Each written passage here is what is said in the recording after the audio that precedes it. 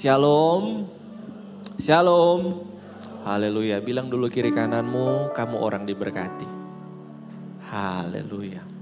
Saudara, saya rindu menyapa saudara di Ibadah Raya 4 malam hari ini. Adakah saudara yang baru pertama kali hadir beribadah bersama keluarga besar Jemaat FOCC malam hari ini? Hello, as youth pastor, saya ingin berkenalan, saya ingin berjumpa. Adakah? Adakah? Saya percaya ada, pasti ada ya. Selamat datang di keluarga besar FOCC dan saya berdoa saudara dapat mengalami Tuhan di tempat ini, bertumbuh dengan pengenalan yang benar kepada Yesus Kristus Tuhan. Amin. Saudara, di bulan ini kita masuk ke tema yang baru. Bulan Januari kita start tahun ini dengan tema berdampak melalui kebiasaan yang baik. Februari kemarin kita bicara berdampak dengan karakter yang baik. Dan di bulan ini kita akan mulai dengan berdampak memahami ajaran yang benar. Atau dampak memahami ajaran yang benar. Saudara, kita buka di dalam kebenaran firman Tuhan Kolose pasal yang kedua ayat 6 dan 7. Saya bacakan, saudara dapat menyimaknya. Kamu telah menerima Kristus Tuhan kita. Karena itu, hendaklah hidupmu tetap di dalam Dia. Hendaklah kamu berakar di dalam Dia dan dibangun di atas Dia. Hendaklah kamu bertambah teguh dalam iman yang telah diajarkan kepadamu. Dan hendaklah hatimu melimpah dengan syukur. Saya mulai begini, saudara. Tahun 1990 ada ketegangan antara Kuwait dan Irak. Jadi ada kilang minyak di perbatasan antara Kuwait dan Irak. Kemudian kilang minyak ini diperebutkan antara kedua negara ini, saudara. Nah, kemudian negara Irak pada waktu itu mau mencoba menginvasi Kuwait merebut kilang minyak itu. Tetapi ada beberapa usaha tidak berhasil karena tersudut. Kemudian Kuwait membuat sebuah propaganda atau sebuah kabar berita. Dia membuat propaganda bahwa Irak ini punya senjata pemusnah massal.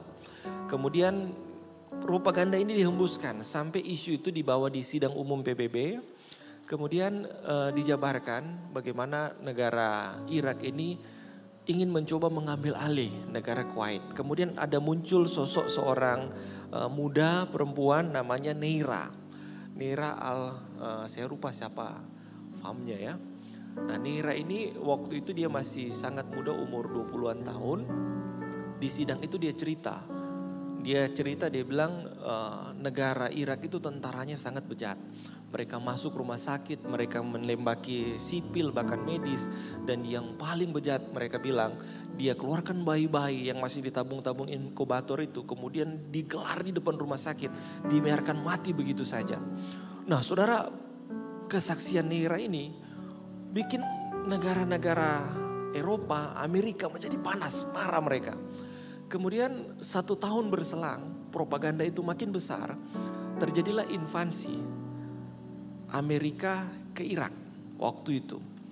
Dipimpin Amerika, ada Perancis, ada Arab Saudi. Terjadilah invasi peperangan di sana, saudara. Dan 100.000 tentara Irak mati. 2 tahun setelah itu, saudara, kalau saudara buka di Wikipedia tentang Neira ini, ternyata apa yang Neira sampaikan ini hoax atau berita tidak benar. Tidak ada tentara Irak masuk rumah sakit menembaki sivil, kemudian membuang bayi-bayi, itu tidak ada. Itu cerita karangannya. Dan dia ternyata anak dari duta besar Kuwait untuk Amerika. Mereka sengaja mempropagandakan itu supaya Amerika masuk untuk menginvasi Irak. Nah, saudara, ini fatal. Kenapa saya bilang fatal?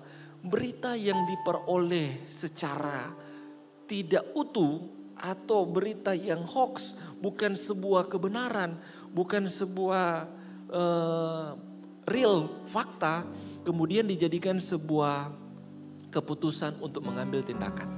Ini bahaya. Di dalam kehidupan kita, seringkali kerohanian kita tidak bertumbuh. Kita tidak grow, tidak berkembang secara rohani.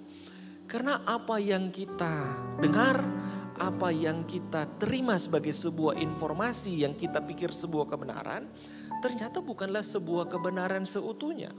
Sebab kebenaran yang kita terima bentuknya sepotong-sepotong saudara. Atau kebenaran yang kita terima bisa jadi informasi yang sifatnya sesat.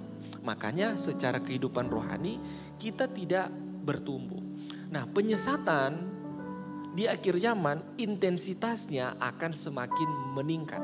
Pada akhir zaman akan muncul nabi-nabi palsu yang mengejarkan penyimpangan-penyimpangan dari kebenaran, yaitu Alkitab firman Tuhan. Akan ada banyak pengajaran-pengajaran yang menyimpang. Saudara mungkin pasti akan mendengar, melihat hari-hari ini ada banyak pengajaran-pengajaran yang menyerang Alkitab, yang menyerang kekristenan. Seringkali itu dia tidak dari luar, tetapi dia masuk dari dalam, kemudian dia coba membelok-belokkan pengajaran itu. Salah satu contoh kemarin ada Kristen progresif, bahwa Kristen itu tidak bisa pasif, dia harus progres. Artinya menurut ajaran Kristen progresif tidak lagi keselamatan terfokus kepada Kristus. Kristus tidak lagi jadi satu-satunya jalan keselamatan, tetapi jadi salah satu jalan keselamatan. Ini menyedihkan. Ini menyedihkan. Ini tentu sebuah penyesatan yang bertentangan atau berbanding terbalik dengan firman Tuhan. Tidak perlu berbuat baik, tidak perlu beribadah, toh semuanya pasti selamat. Nah, saudara, untuk membedakan mana yang asli, mana yang palsu hari-hari ini, tentu bukan fokus di yang asli, bukan yang fokus di yang palsu, tetapi fokus kepada yang asli. Saudara, untuk membedakan uang palsu dengan uang asli, saudara tidak perlu belajar bagaimana uang palsu. Cukup saudara belajar bagaimana uang yang asli itu seperti apa. Kemarin ada kasus ya, salah satu PTN swasta, negeri bahkan mungkin ya, dia produksi uang palsu. Lebih canggih saudara. Tapi ternyata masih bisa terdeteksi kalau dipegang itu pasti beda. Nah, untuk mengetahui pengajaran yang benar, pengajaran yang otentik sesuai firman Tuhan, tentu kita harus belajar kembali ke basicnya, yaitu firman Tuhan sendiri. Tidak perlu kita fokus ke ajaran palsunya, tapi kita harus fokus kepada kebenaran firman Tuhan itu sendiri. Saya merangkum ada kurang lebih 3 hal pengajaran yang menurut saya ini pengajaran yang benar. Apa itu pengajaran yang benar? Pengajaran yang benar itu satu, pengajaran yang berfokus kepada pribadi Kristus. Pemberitaannya berfokus kepada pribadi Yesus Kristus Tuhan, bukan yang lain. Saudara, gereja hari ini saya akui tambah banyak, tambah berkembang. Tetapi seringkali jemaat Tuhan, orang-orang datang ke gereja bukan mencari Yesus lagi, tapi mencari sosok-sosok figur hamba-hamba Tuhan, mencari kenyamanan gereja, mencari merek gereja tertentu. Saudara, ini menyedihkan. Seharusnya yang menjadi fokus jemaat, yang harusnya menjadi spotlight dalam sebuah gereja, yang harusnya menjadi pemberitaan melalui mimbar gereja adalah pribadi Yesus semata. Amin. Bukan yang lain. Saya sedih ketika mendengar khotbah-khotbah pendeta-pendeta. Mungkin apa yang Tuhan lakukan di dalam hidupnya luar biasa. Tetapi lebih banyak dia cerita tentang pribadinya, tentang keluarganya, tentang anaknya. Tidak lagi bercerita tentang Yesus sebagai sumber pemberitaan, sebagai fokus pemberitaan yang harusnya diberitakan di dalam gereja. Apa yang diberitakan tentang Yesus? Beritakan tentang kedatangannya ke dunia. Karena begitu besar kasih Allah akan dunia ini, sehingga dia mengurniakan anak yang tunggal, supaya barang siapa yang percaya kepadanya tidak binasa, melainkan memperoleh hidup yang kekal. Ini Yohanes 3 ayat 16. Bahwa Tuhan Yesus itu datang ke dunia. Dia rela tinggalkan surga, dia rela tinggalkan segala kealahannya, mengambil rupa seorang hamba, merendahkan dirinya serendah-rendahnya, menjadi manusia. Jadi tidak ada manusia jadi Tuhan, yang ada Tuhan menjelma menjadi manusia dalam pribadi Yesus Kristus. Dia 100% Allah, dia 100% manusia di dalam diri Yesus Kristus Tuhan. Kenapa dia datang ke dunia? Karena kasih yang begitu besar. Bukan karena kita baik, bukan karena kita hebat, bukan karena kita berprestasi, tapi karena kita berdosa. Dia mengasihi orang yang berdosa supaya orang berdosa ini tidak binasa, tapi justru supaya mereka selamat. Dia datang ke dunia. Dia datang bukan hanya sekedar mengadakan mujizat, tanda-tanda dan ajaib, menyembuhkan orang sakit. melenyapkan segala penderitaan. Tetapi puncak kedatangannya di dunia ketika dia mati di atas kayu salib. Ini yang harus kita beritakan. Bahwa ada karya Kristus yang agung di atas kayu salib itu. Yang hari ini ketika setiap awal bulan kita datang, kita merayakannya dengan perjamuan kudus. Bahwa Yesus menebus saya dan saudara. Dia menebus setiap kita yang harusnya binasa oleh dosa itu. Tapi kita ditebus oleh darahnya. Darahnya tercurah karena kita. Dia dilukai karena kita. Dia disalibkan karena kita. Itu yang jadi pokok, inti pemberitaan sebuah kebenaran. Tapi tidak hanya berhenti sampai di situ, saudara. Sia-sialah kita beriman kepada Kristus kalau dia hanya sekedar mati tapi tidak bangkit. Tetapi saudara, lewat kebangkitannya dari antara orang mati membuktikan kealahannya. Dia tidak pernah mati karena tombak, dia tidak pernah mati karena salib. Tetapi karena dia menyerahkan nyawanya untuk sebagai penebusan saya dan saudara. Karena dia yang menyerahkan. Satu kali dia akan ambil kembali. Itulah terbukti dengan kebangkitannya. Dia bangkit dari antara orang mati. Ada banyak orang bangkit dari antara orang mati. Tetapi gelar mereka tetaplah almarhum. Hanya Yesus satu-satunya pribadi yang dia bangkit. Tidak pernah mati tetapi dia naik ke surga. Dia naik ke surga disaksikan puluhan mata banyak orang. Dicatat dalam berbagai surat. Bahkan Alkitab sampai hari ini menjadi sebuah bukti otentik yang tidak terbantahkan tentang peristiwa itu. Yesus Kristus naik ke surga, dia berpesan, jadikanlah semua bangsa muridku. Ajarlah, baptislah mereka. Dan aku akan memberikan penolong lain kepadamu yaitu Roh Kudus, bukan yang lain. Tetapi Roh Allah sendiri di dalam hati dan pikiran kita. Tetapi kenaikannya ke surga bukan hanya sekedar menunggu waktu, tetapi dia menyediakan tempat. Supaya di mana dia berada, saya dan saudara yang percaya kepadanya, di situ juga kita berada. Dan satu ketika, pasti, tidak moga-moga nanti. Tetapi ini satu kepastian, soal waktu tempat kita tidak tahu. Dia akan datang kembali. Dengan bagaimana cara dia naik, begitu pula cara dia akan datang kembali. Amin saudara. Ini firman Tuhan, bahkan kedatangannya bukan hanya Alkitab yang mencatat. Ada kitab lain yang mencatat, dia akan datang bukan lagi untuk memberitakan Injil, tapi untuk menghakimi dunia sebagai seorang imam yang adil. Nah saudara, ini pengajaran yang benar menceritakan atau memberitakan tentang pribadi Kristus, berfokus kepada Kristus. Saudara, yang kedua bukan hanya memberitakan tentang Kristus. Pengajaran yang benar itu bersumber atau dasarnya dari kebenaran firman Tuhan, yaitu Alkitab. Saudara, Alkitab ini segala tulisan yang diilhamkan Allah.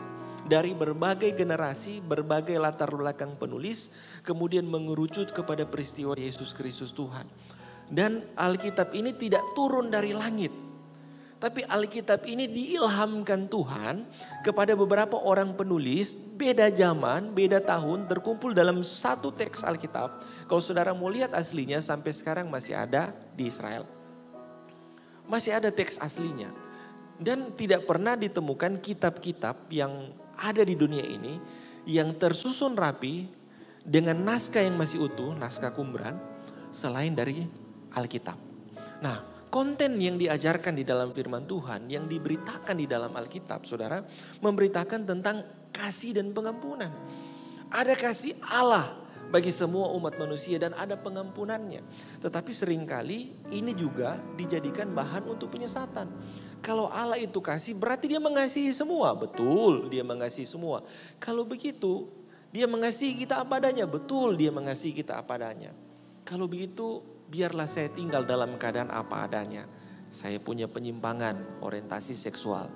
Biarlah saya tetap menyukai sesama jenis. Itu keliru saudara. Tuhan itu kasih. Tetapi dia tidak mau saya dan saudara tinggal di dalam keberadaan kita. Tapi dia mau mengubahkan kita menjadi serupa segambar kembali seperti Kristus Yesus Tuhan.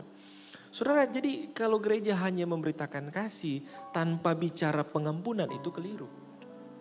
Kalau gereja hanya memberitakan pengampunan, tidak menyerukan tentang pertobatan, itu pun keliru. Dari atas mimbar ini, dari atas mimbar gereja harusnya bicara tentang dosa. Harusnya menelanjangi dosa dari atas mimbar ini. Kalau tidak lagi pengkhotbah saya atau siapapun yang khotbah di mimbar ini tidak lagi bicara tentang dosa, hati-hati, mungkin kita sedang disesatkan. Ada banyak jemaat yang tidak mau diusik dosanya, yang tidak mau disinggung tentang perbuatan-perbuatan tercelanya. Tapi saya mau bilang gereja tempat dosa ditelanjangi. Karena kenapa saudara? Dosa membawa kita kepada kebinasaan. Dosa membawa kita kepada kematian kekal. Tetapi di dalam Kristus dosa itu punya obatnya. Punya penawarnya, yaitu Yesus Kristus Tuhan. Di dalam Dia ada pengampunan. Makanya gereja bukan hanya bicara dosa, tapi harus menyerukan pertobatan. Orang harus bertobat dari dosanya.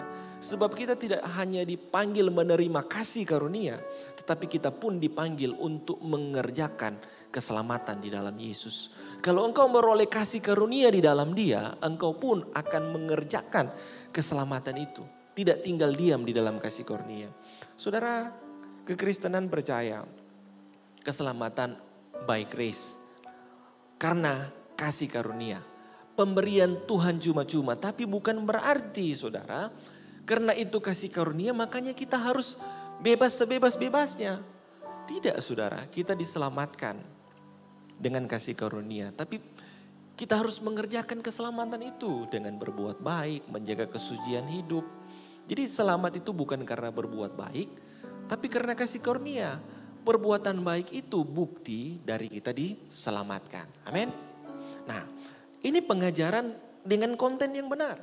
Kalau bicara tentang dosa, bicara tentang pertobatan, tapi tidak hanya itu, bicara juga tentang kesucian, tentang kekudusan. Allah itu kudus.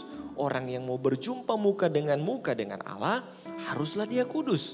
Saudara, gereja kalau tidak bicara tentang kesucian, tentang kekudusan, hati-hati. Hati-hati kalau saudara ke gereja, 1 tahun hanya bicara soal terobosan keuangan. Tahun kedua cuma bicara tentang berkat-berkat. Tidak pernah menyuruhkan tentang pertobatan. Tidak pernah menyuruhkan tentang kekudusan kehidupan. Hati-hati. Kita tidak sedang berada di kapal yang benar. Kita tidak menuju kepada keserupaan akan Kristus. Hati-hati. Kemudian gereja juga harus memberitakan tentang keteguhan iman memikul salib. Tuhan tidak panggil kita enak-enak. Kita dipanggil untuk turut serta di dalam penderitaan Kristus. Ada salib yang harus kita pikul dalam hidup ini.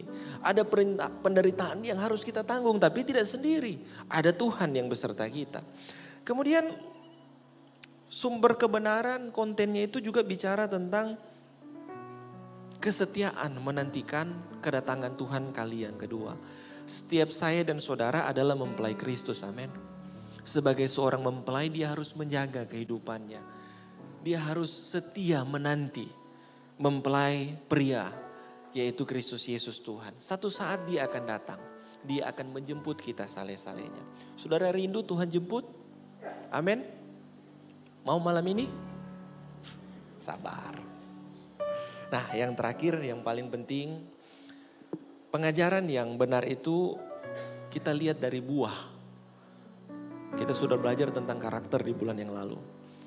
Pengajaran yang benar itu menghasilkan buah kehidupan yang dapat dinikmati. Matius 7 ayat 15-17 bilang begini, waspadalah terhadap nabi-nabi palsu yang datang kepadamu dengan menyamar seperti domba, tetapi sesungguhnya mereka adalah serigala buas.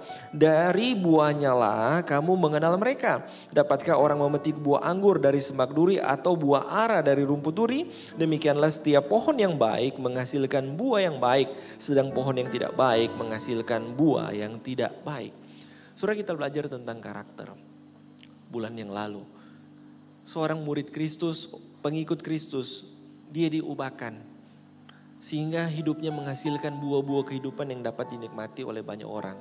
Tapi saya tidak pungkiri ada banyak orang melayani dengan motivasi yang tidak benar, dengan tidak berfokus kepada Kristus, sehingga buah yang dihasilkan bukan buah yang manis yang dapat dinikmati orang yang mempermuliakan nama Tuhan, tapi justru mempermalukan nama Tuhan.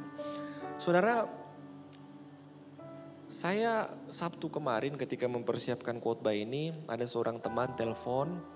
di salah satu kota di Sulawesi ini saudara. Terus dengan nada kesal dia bilang begini, "Pastor, saya mau cerita, tolong kasih saya solusi ini bagaimana. Saya punya masalah di jemaat, ada seorang hamba Tuhan pendeta, saya sering rekomendasikan dia pelayanan ke daerah-daerah, tapi ternyata dia ini serigala berbulu domba." Saya bilang, "Kenapa bisa begitu, brother?" Dia bilang dia lakukan tindakan amoral, tindakan cabul ke jemaat. Saya, wah itu bahaya itu. Dia bilang, sekarang pertanyaan saya bagaimana mesti ditindak. Jadi dia cerita hamba Tuhan ini dia punya modus, dia itu bisa konseling lah, pemulihan batin. Jadi dia bisa melihat masa lalu seseorang. Jadi kalau dia doakan orang dia bisa lihat, dia mulai dengan mungkin mengira-ngira.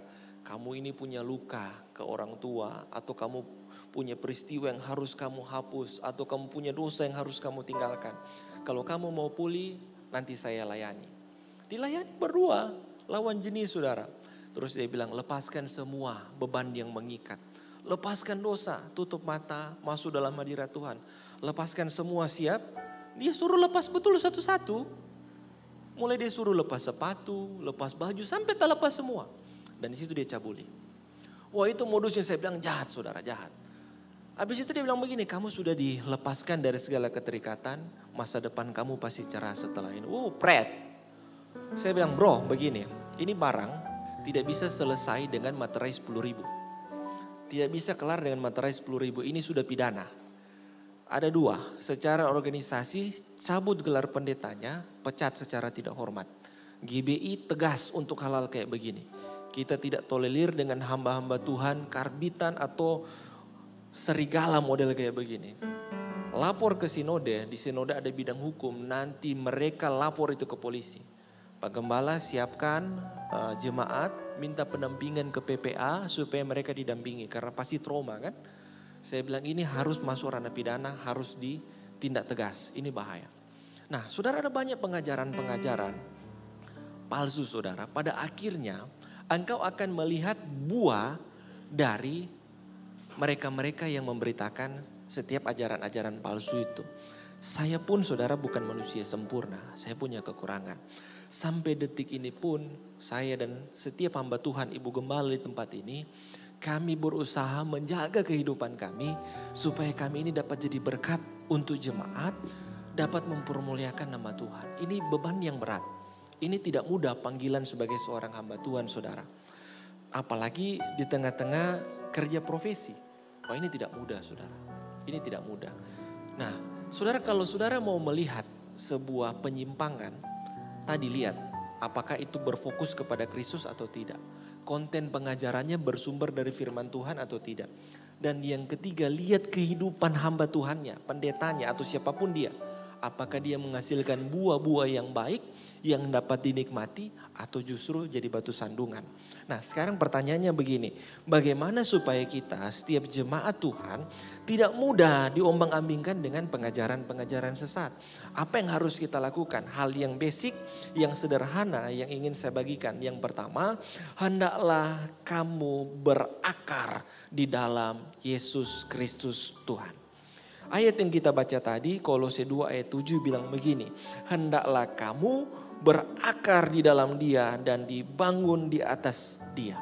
Nah saudara, kalau kita bicara sebuah tanaman, akar ini bagian yang penting. Akar ini bagian yang penting karena lewat akar ini yang menyerap nutrisi dari dalam tanah untuk disalurkan ke batang, untuk disalurkan ke daun-daun. Sehingga tumbuhan itu bertumbuh. Jadi semakin besar sebuah tumbuhan atau pohon itu, maka akarnya harus semakin merambat ke dalam, semakin tertancap ke dalam, semakin masuk ke dalam. Itu berakar saudara. Nah dalam kehidupan kerohanian kita, ada banyak orang Kristen tertanam di gereja. Ada banyak orang percaya tertanam di gereja. Tapi sayang pertanyaannya, apakah setiap mereka sudah berakar di dalam Kristus? Mungkin kita ada di gereja hari-hari ini. Tetapi pertanyaannya, apakah kita berakar di dalam Kristus? Sesungguhnya ketika kita tidak berakar di dalam Kristus, maka dengan demikian kita tidak pernah benar-benar tertanam di dalam Dia. Berakar itu saudara Artinya kita terhubung, terkoneksi dengan Tuhan. Kita melekat dengan Tuhan. Kita satu bagian dengan Tuhan. Yang tidak terpisahkan, itu berakar. Dan ini bicara continue, hal yang berulang, hal yang dilakukan secara terus menerus. Bukan temporary, bukan satu kali nanti tiap minggu di gereja, bukan. Tapi tiap hari di dalam kehidupan kita. Even tidak ada orang yang lihat. Even kita tidak sedang beribadah secara komunal, tetapi hanya kita pribadi dengan Tuhan. Mungkin ketika kita sendiri di kamar, disitulah momen kita intim berakar dengan Dia. Momen-momen saat kita berdoa satu teduh dengan Dia. Di dalam momen-momen itu kita terhubung dengan Tuhan. Seperti pujian tadi. Well, boleh bantu saya? Kita coba refnya tadi, terhubung itu. Coba kita nyanyikan. Dan saudara resapi bagaimana saudara terkoneksi dengan Tuhan. Boleh bantu saya? Refnya saja. Sama-sama kita nyanyikan. Oke, ayo jemaat Tuhan. Selalu melekat di hatimu, firman-Mu itulah dasar hidupku yang berdaulat. Terhubung, jemaat saja. Mari jemaat saja.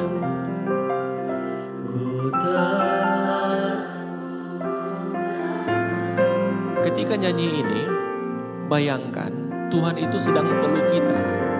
Tangannya itu sedang mendekap kita. Apapun yang kita alami itu tidak akan pernah membuat Dia melepaskan pelukan genggamannya dalam kehidupan kita. Hatinya melekat dengan hati kita. Kita terkoneksi dengan Dia. Sekali lagi terhubung.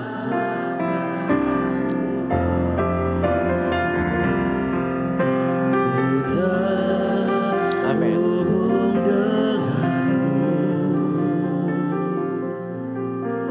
Selalu melekat di hatimu, firman-Mu itulah dasar hidupku yang berdaulat atasku. Teman-teman rasa kalau kita nyanyi, kita terkoneksi dengan Dia di dalam hadirat-Nya. Kalau kita erat dengan Tuhan, melekat dengan Dia, apapun yang mencoba menggoncangkan kita, masalah, pergumulan, bahkan penyesatan sekalipun tidak akan menggoyahkan atau menggeserkan posisimu dengan Tuhan. Amin. Nah, bagaimana caranya supaya kita selalu intim dekat dengan Tuhan? Saat teduh. Saat teduh itu ada 5 aspek yang kami ajarkan di SMK. Aspek yang pertama tadi, pujian, penyembahan. Puji Tuhan, nyanyi pujian, nyanyi lagu rohani. Biar hadirat Tuhan memenuhi hidup kita. Yang kedua, naikkan ucapan syukur. Bersyukur untuk kebaikannya, kesehatan yang kita punya, berkat yang kita terima, pekerjaan yang Tuhan masih berikan, keluarga yang masih utuh. Bersyukur, bersyukur. Nggak usah dulu meminta segala macam, bersyukur dulu. Yang ketiga, barulah kita datang setelah bersyukur. Ampuni kami Tuhan. Sepanjang hari ada dosa, pikiran, perkataan, sikap. Minta ampun sama Tuhan. Yang ketiga, baru naikkan doa dalam permohonan. Tapi tidak langsung nyerocos, Tuhan berkati saya, mobil baru, rumah baru. Bukan, berdoa untuk pekerjaan Tuhan. Berdoa untuk pemberitaan Injil. Berdoa untuk bangsa dan negara. Berdoa untuk orang-orang yang sedang lemah imannya. Berdoa untuk keluargamu. Barulah terakhir berdoa untuk dirimu sendiri. Nah, yang terakhir itu baru buka firman Tuhan. Ketika baca di SMK diajarkan. Ada 5 lagi, ada berapa pertanyaan lagi. Mengapa, apa, bagaimana. Kemudian remanya apa untuk kita hari itu. Nah, itu kita lakukan continue tiap hari. Saya percaya pertumbuhan di dalam Kristus Yesus Tuhan semakin hari semakin grow, semakin berkembang, semakin membesar. Ada amin. Kalau saudara mau tidak diombang-ambingkan dengan pengajaran sesat ataupun setiap tantangan pergumulan, berakarlah di dalam Kristus Yesus Tuhan. Dekat dengan Dia, intim dengan Dia, bangun persekutuan yang akrab dengan Tuhan. Kalau hari-hari ini engkau lemah, kalau hari-hari ini engkau mungkin sedang tidak punya kekuatan, coba course check lagi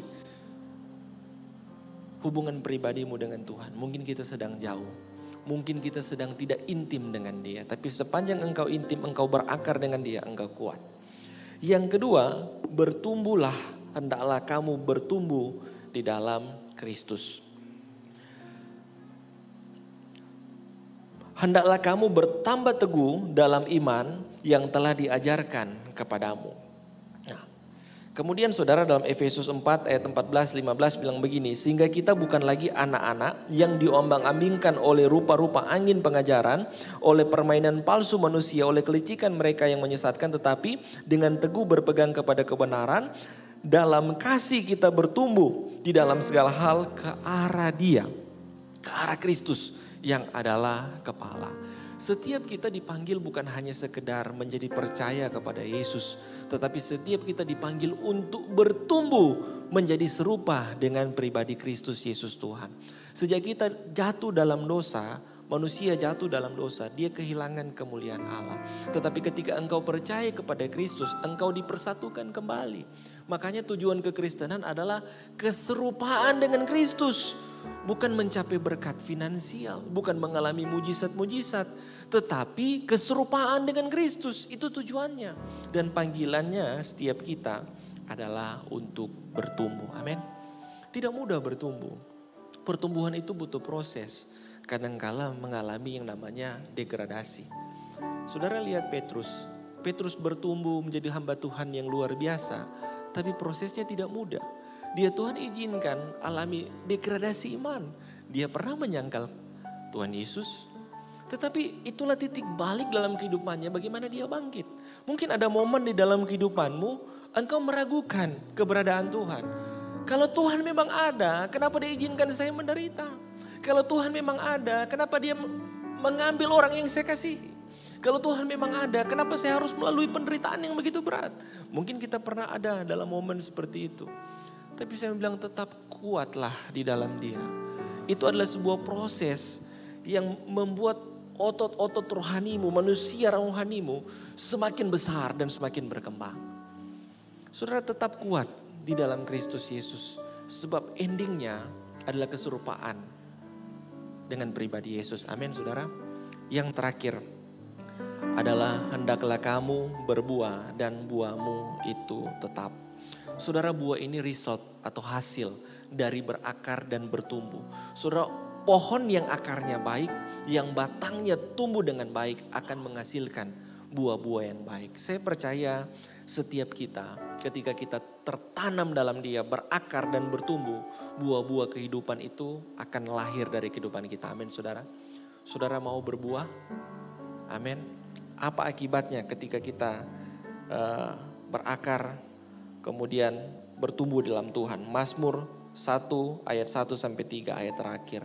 Berbahagialah orang yang tidak berjalan menurut nasihat orang fasik, yang tidak berdiri di jalan orang berdosa, yang tidak duduk dalam kumpulan pencemooh, tetapi kesukaannya Taurat Tuhan, dan yang merenungkan Taurat itu siang dan malam. Ia seperti pohon yang ditanam di tepi aliran air, yang menghasilkan buahnya pada musimnya, yang tidak layu daunnya, apa saja yang diperbuatnya berhasil. Amin saudara. Saudara, tidak ada jaminan keselamatan yang pasti selain di dalam pribadi Yesus. Hari ini mungkin engkau ragu tentang itu. Engkau mendengar hal-hal yang mungkin menyimpang dari itu. Tapi percayalah, tidak ada satu pribadi seperti pribadi Yesus yang kasihnya begitu besar untuk saya dan saudara. Saudara, bukan karena kuat dan gagah kita, bukan karena hebatnya kita, bukan karena baiknya kita, tetapi karena kasihnya yang begitu besar. Dia datang ke dunia, dia mati untuk setiap dosa-dosa kita. Dan dia menyediakan jaminan yang pasti untuk hidup yang kekal. Di mana dia berada di dalam kekekalan, di sana juga saya dan saudara berada. Masakan saudara mau tukar itu dengan yang lain?